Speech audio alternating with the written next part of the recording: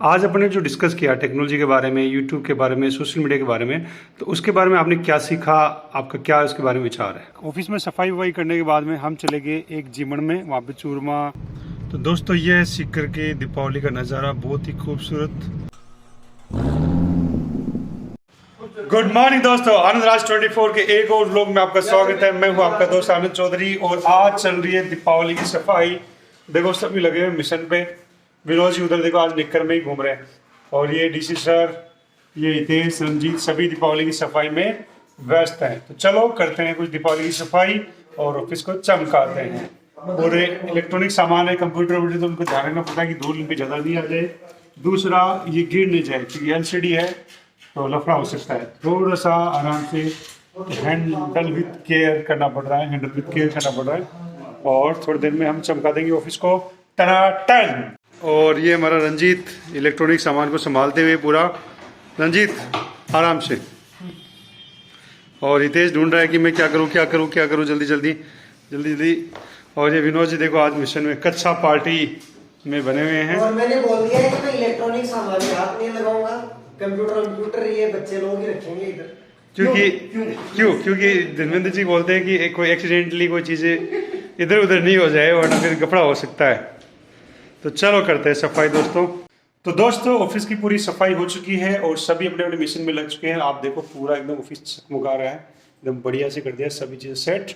और हमारे साथ है नरेंद्र जी, और नरेंद्र जी से हमने बातचीत की कि एक टीचर को एजुकेशन से जो लोग जुड़े हुए हैं उनको सोशल मीडिया पे क्या करना चाहिए, कैसे अपने भविष्य को बनाना चाहिए, कैसे अपनी आज़ादी के लिए, अपनी स्वतंत्रता के लिए या फाइनेंशियली फ्रीडम के लिए उनको चीज़ें करनी चाहिए। तो आपको मिलाते हैं नरेंद्र जी से जो रामली से रहने वाले हैं। तो नरेंद्र जी आपका स्वागत है हमारे ब्लॉग में। अपना परिचय दीजिए कि सर आप क्या पढ़ाते हैं। Good morning all of you. जैसा कि आपको सर ने भी बताया, मेरा नाम नरेंद्र सिंह शेखावत है। जैसे 11th-12th तक को मैं इंग्लिश पढ़ा रहा था और उसके साथ ही साथ फिर बाद में मैंने एसएसटी पढ़ाना भी स्टार्ट कर दिया। नॉर्मली जब मैंने एसएसटी पढ़ाना स्टार्ट की, मैं 6 से 10th क्लास तक को ही पढ़ाता था, और आज भी मैं 6 से 10th क्लास तक को एसएसटी बिल्कुल अच्छे से पढ़ा लेता हूँ। इसके साथ ही साथ मैंने जो 4 सब्जेक्ट जो इम्पोर्टेंट होते हैं वो 9th क्लास से स्टार्ट हो जाते हैं। 9th 10th में जो चलते हैं, जैसे पॉलिटिकल साइंस है, हिस्ट्री है, जियोग्राफी और इकोनॉमिक्स है। ये 4 सब्जेक्ट ऐसे कि अगर इन पे आपने कमांड कर लेना तो फिर बाद में आपको कोई नहीं रोक सकता। कोई नहीं रोकने का मतलब है कि अगर आपने पॉलिटिकल साइंस, जियोग्राफी, हिस्ट्री और इकोनॉमिक्स, इनके जो बेसिक टर्म्स है वो 6 क्लास से स्टार्ट हो जाते हैं और 10 तक आते आते इनके बारे में बहुत सारी डिटेल आपको मिलती है। और अगर आपने पॉलिटिकल साइंस, हिस्ट्री, जियोग्राफी और इकोनॉमिक्स इन चारों को अच्छे से कवर कर लिया ना, तो फिर बाद में आप आगे जाके आप कोई सी भी क्लास को पढ़ा सकते हो। जैसे मैं अभी 11th-12th क्लास में पॉलिटिकल साइंस और जियोग्राफी भी उनको मैं पढ़ा रहा हूँ। इकोनॉमिक्स के भी मेरे पास में कई बार से ट्यूशन वगैरह करवाते हैं तो रिक्वायरमेंट आती है कि सर आप हमें इकोनॉमिक्स में पढ़ाओ, तो मैं वो भी पढ़ा सकता हूँ। वो कैसे पढ़ा सकता हूँ, क्योंकि उस चीज़ के लिए मैं खुद ही प्रिपेयर करता हूँ। ठीक है, तो आज मेरा कहने का मतलब यही है कि भाई अगर आपको आगे बढ़ना है तो आपको पढ़ना होगा, आपको लगातार सीखना होगा। जिस दिन आपने सीखना छोड़ दिया, जिस दिन आपने इसे कर लिया कि भाई चलो ठीक है मैं तो एक सब्जेक्ट ही पढ़ा रहा हूँ, मेरे इसी में मैं कमांड बनाऊंगा, चलो देखो वो एक अच्छी बात है कि एक सब्जेक्ट में अगर आपको महारत हासिल है तो अच्छी बात, आप उससे कमा भी सकते हो। लेकिन अगर आपको ऊपर तक पहुंचना तो आपको नॉलेज लेना ही होगा, और नॉलेज के लिए सीधी सी बात है आपको सीखना होगा। तो नरेंद्र जी आपको बहुत बहुत धन्यवाद। नरेंद्र जी ने आपको एजुकेशन से संबंधित बहुत सारी चीज़ें बताई, कैसे आपको अपडेट करना है। तो नरेंद्र जी ये तो सब चीज़ें आपने बताई और अपने डिस्कस भी हुआ। आज अपने जो डिस्कस किया टेक्नोलॉजी के बारे में, यूट्यूब के बारे में, सोशल मीडिया के बारे में, तो उसके बारे में आपने क्या सीखा, आपका क्या उसके बारे में विचार है। तो जैसा कि आज मैं आनंद जी सर से मिला, हालांकि देखो मेरा एक पर्सनली होता है कि सर से मैं कब से जुड़ा, तो इन सर से मैं लगभग 3 साल से इनसे इनडायरेक्ट रूप से जुड़ा हुआ हूँ। और इनडायरेक्ट रूप से ऐसे जुड़ा था कि भाई मेरे दादाजी की पैरालिसिस की प्रॉब्लम थी, आज उनके 15 से 16 साल हो गए उनके लगवाए हुए, तो इनसे मेडिसिन वगैरह लेते हैं। लेकिन हर बार ये रहता था कि बस वो इनसे कांटेक्ट इतना ही था कि बस इनसे मेडिसिन लेते थे और चले जाते थे। फूड सप्लीमेंट सर, वो फूड सप्लीमेंट थे, मेडिसिन नहीं थी, जो आपके शरीर को बेसिक नीड को पूरा करते हैं। फूड सप्लीमेंट जो खाने का एक पूरक रूप होते हैं, तो फूड सप्लीमेंट वगैरह लेते थे और उनसे काफी, तो उसके बाद में फिर हर बार ये था कि भाई सर से कभी आएंगे, सर से मिलेंगे, बातचीत करेंगे, सर जो भी अपना ये नया सेटअप इन्होंने बनाया है। और फिर आज मेरे को मौका मिला है, तो आज इनसे मैंने बहुत सारी चीज़ें सीखी। जैसे इन्होंने बताया कि भाई आप जो भी चीज़ कर रहे हो, इन चीज़ों को आपके पास में से, क्योंकि टाइम लिमिटेड ही होता है, टाइम एक दिन में अपन को 24 घंटे ही मिलते हैं। 24 घंटे में से अपन ज़्यादा जोड़ करके अपन 18 घंटे ही काम कर सकते हैं। 18 घंटे भी लास्ट, बाकी उससे अगर अपन को ज़्यादा कमाना तो फिर वो टाइम अपन ज़्यादा नहीं, तो इसमें अपन बस केवल अपने पास में 2 ही ऑप्शन है, या तो अपन को अपनी क्वालिटी में इम्प्रूव करना होगा और या फिर अपने जो ऑडियंस है उनको बढ़ाना होगा। तो सर से मैंने ये चीज़ सीखा कि भाई आप जो भी कुछ कर रहे हो ना भाई, जैसे मान लो अगर आपके पास में पैसा है तो उसको इन्वेस्ट करो, ठीक है। और हमारे जैसे टीचर लोग हैं तो टीचर्स का तो आपको सबको पता ही रहता है, लेकिन मैं ये कहना चाहूँगा कि अगर आपके पास में पैसा नहीं है तो कोई दिक्कत नहीं है। अगर आपके पास में पैसा नहीं है, आपको पैसा कमाना है तो आपको नॉलेज लेना पड़ेगा, और नॉलेज है उसको कहाँ पे आपको यूटिलाइज करना है भाई। नॉलेज सबके पास में होता है, नॉलेज सब देते हैं, नॉलेज से पैसा कमाते भी है, लेकिन यूट्यूब पे आपको अगर नॉलेज से कमाई करनी है तो उसके लिए आपको उस नॉलेज को यूटिलाइज करना सीखना पड़ेगा कि भाई कौन कौन से आपको वीडियो बनाने हैं, किस टाइप की वीडियो बनाने हैं, आपके ऑडियंस कौन है, कौन आपको सुन रहा है।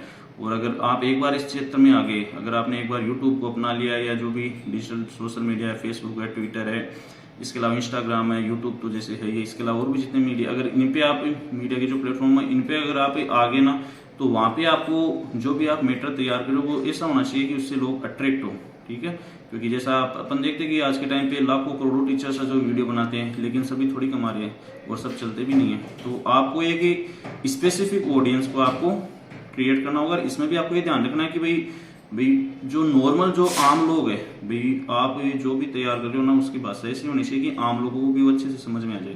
तो थैंक यू नरेंद्र जी। वैसे नरेंद्र जी हमारे जो भी डिस्कस हुआ उन्होंने सार बता दिया है उसके बारे में, और यहाँ पे मैं छोटी सी चीज़ आपको बताना चाहूँगा। जैसे ये भी बता रहे थे तो कुछ लोगों को हो सकता है समझ में नहीं आया होगा, लेकिन मैं आपको पेपर बताता हूँ कि देखिए टीचर जनरली होता है, उसके साथ समस्या होती है कि उसके पास टाइम लिमिटेड होता है। कई टीचर एक स्टूडेंट पढ़ाते हैं, फिर दूसरे स्टूडेंट पढ़ाते हैं, वो भागते रहते हैं। मैंने सिंपल से इनको कहा कि आप एक काम करो, वो आपकी रोजी रोटी के लिए होना चाहिए, यानी आपकी रोजी रोटी यानी जीवन यापन के लिए एक आपका काम करना चाहिए जो भी आपको अर्निंग देता है। उसके साथ में आपको जो काम डेवलप करना चाहिए वो पैरेलली ऐसा काम डेवलप करना चाहिए जो आपके लिए एसेट्स बना सके।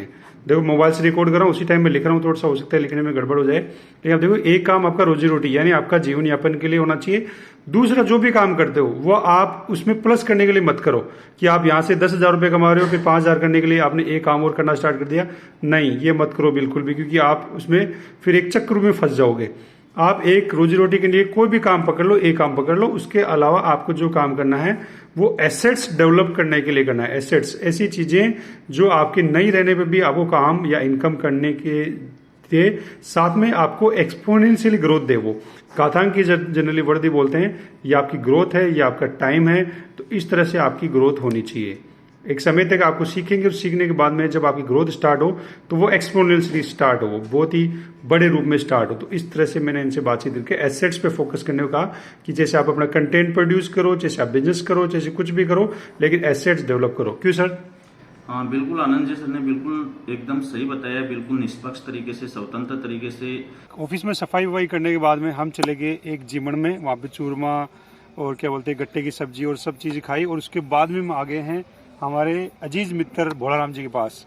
और भोलाराम जी के पास ये देखो ऊपर को आपको दिखाई दे रहा होगा, कुछ नहीं दिखाई दे रहा है, तो अंधेरे में दिखाई नहीं दे रहा है। दिन में आके बनाएंगे, दिन में आके देखो, दिन में आके देखेंगे। तो इन्होंने पूरा का पूरा इसको क्या बोलते हैं वैसे, green poly house, green house.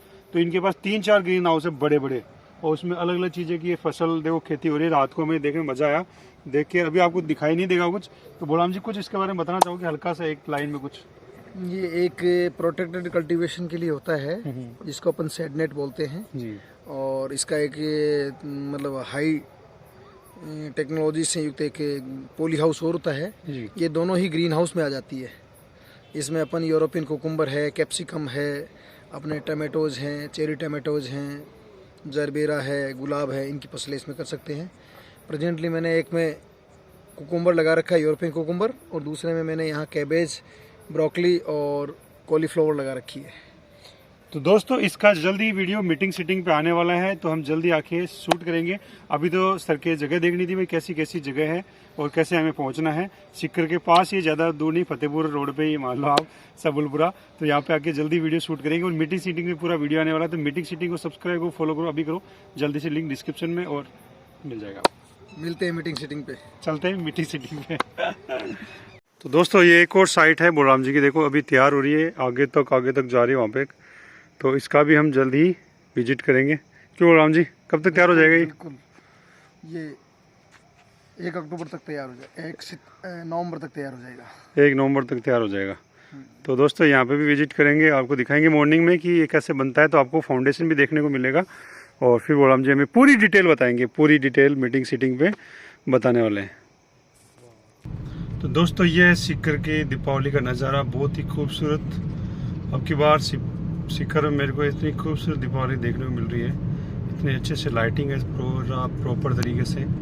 साथ में जो एक्स्ट्रा वायर थे रोड के बीच में उनको उठा दिया गया है। नगर परिषद ने बहुत ही अच्छा और सराहनीय कार्य किया। अब की बार बहुत ही सुंदर लग रहा है पूरा सीकर शहर।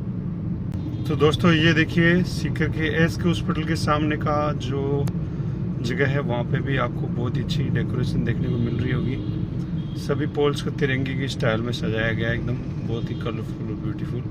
वैसे ऑलरेडी मैं पिछले व्लॉग में ये चीज़ दिखा चुका हूँ, लेकिन आप यहाँ पे देख सकते हैं। और दोस्तों ये देखिए सीकर का बजरंग कांटा, जमनालाल बजाज की यहाँ पे मूर्ति है, इसको सजाया गया एकदम बढ़िया डेकोरेटिव। ये तो लगभग हर दीपावली को 15 अगस्त को 26 जनवरी को सजाया जाता है, लेकिन आप देख सकते हैं खूबसूरत धनतेरस की शाम।